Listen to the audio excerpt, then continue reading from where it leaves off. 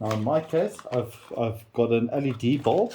It's very much more energy efficient. I'm going to plug that in there and it's going to look like that from the side like this. Obviously this can be adjusted height-wise and it's going to be quite easy. So in the middle of the wire, more or less where I want to put the switch, I've cut one of the two wires.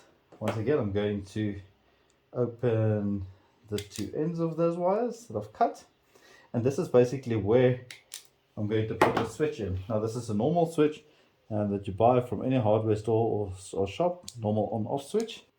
And then on the inside of the switch there will be two contact points, and obviously you're going to be connecting these two wires that you've just opened onto those two contact points. And there you go. And that is basically what the plug or the switch now looks like. The one wire going through it and the other one going on the outside of this specific one.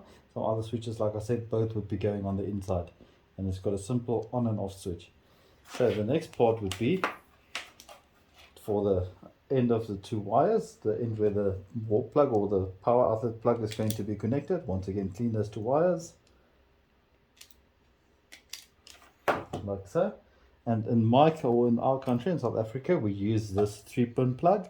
In a lot of other countries, you use only a 2-pin plug or a different style of plug.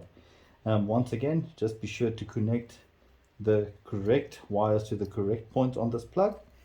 Once again, if you're unsure or not certain what you're doing, and since this is a dangerous thing to be working with, electricity, rather ask someone that is knowledgeable to give you a hand. Okay, let's have a look.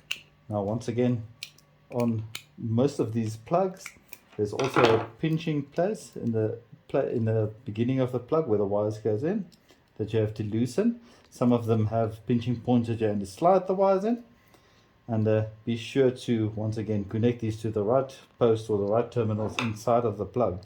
In this case, once again, it is a very thin wire and the pinching point is not very necessarily big enough. So in a case like this, another option is to do the same that I've done inside the light bulb fitting or fixture, and that's once again to make a knot in the wire to prevent it from pulling out. So the knot will prevent it from pulling out.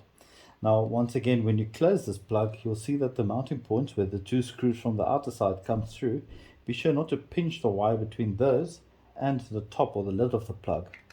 Put the plug back together, connect it,